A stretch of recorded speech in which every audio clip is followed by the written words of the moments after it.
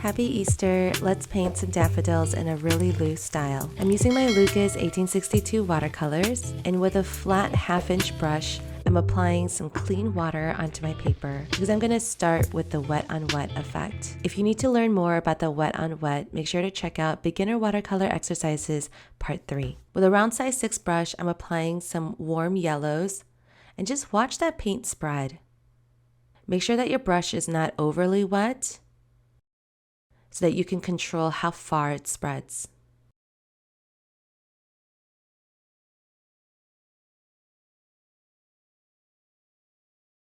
I'm roughly creating the shape of the daffodils.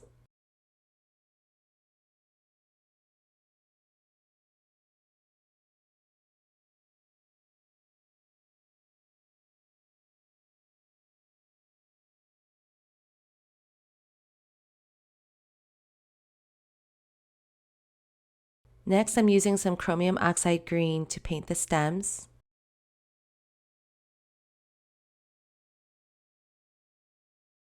Some parts of it is bleeding more than others, and that's okay, but if you want to clean it up, you can quickly blot your brush on your paper towel and then soak up some of that excess paint and water. The wet on wet effect really teaches you how to let go and how to embrace imperfections.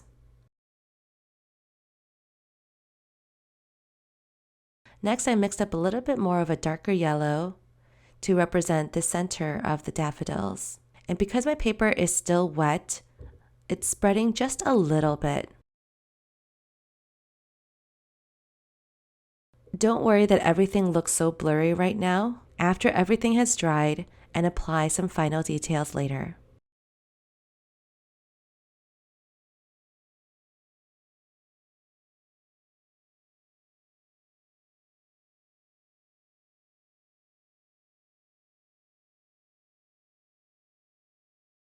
Using a brighter green color, I'm painting the leaves. By now, most of the paint and the paper have dried, so I can easily apply the leaves without it bleeding everywhere.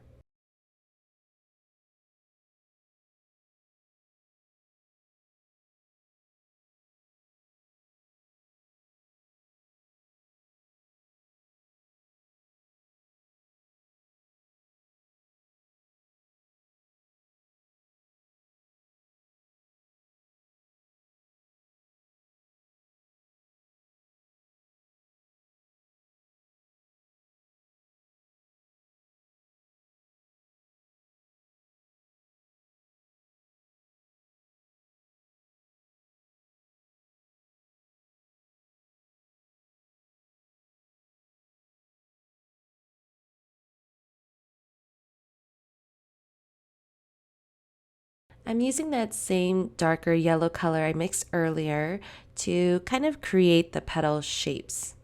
I'm loosely outlining some of the petals, and then I'm going to add some shadow details later.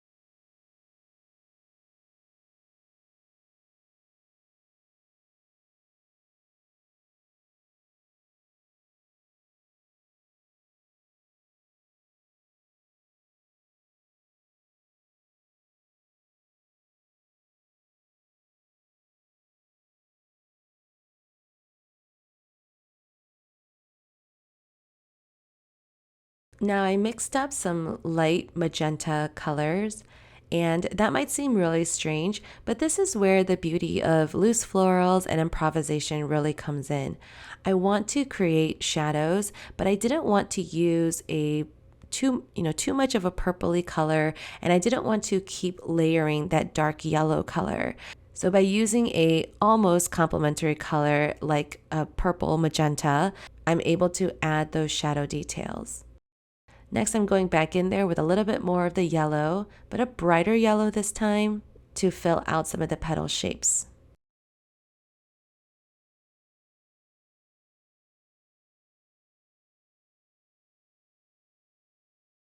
I'm also adding that same magenta purple color to the leaves to add a natural shadow. This step really helps your painting stand out. And this is where that broken color technique really comes in, because we're able to apply colors that may not necessarily go together, but your eye is going to do the work of blending the colors for you. So don't be afraid to add a dash of blue or red or a color that might not seem appropriate, but it's really fun to experiment. So if you messed up, that's okay. We can try again in the next painting, but at least you'll figure out what works for you. I added a couple of line details just to emphasize that center of the daffodil.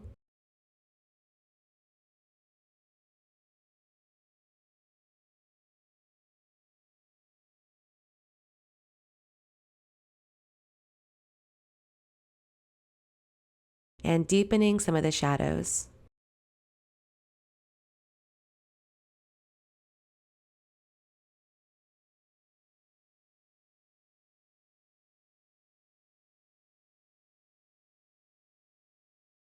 At this point, I could have called the painting done, but I felt like some of the other petals needed a little bit more attention and deepening of shadows. So I decided to do just that. And this time I added just a little bit of red and brown into that shadow color to make it even deeper. So like I said, I was experimenting as I was painting this too, and learning as I go, and really teaching myself to not feel bogged down by the details that I see in the photo, and just going with my gut and my instinct. I think the most beautiful thing is that there's no other painting in the world that looks like this, and that makes me really proud of this painting.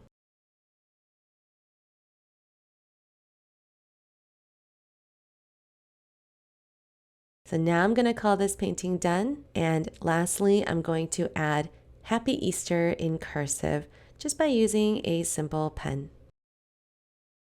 I hope you have a wonderful weekend with your family or with your friends.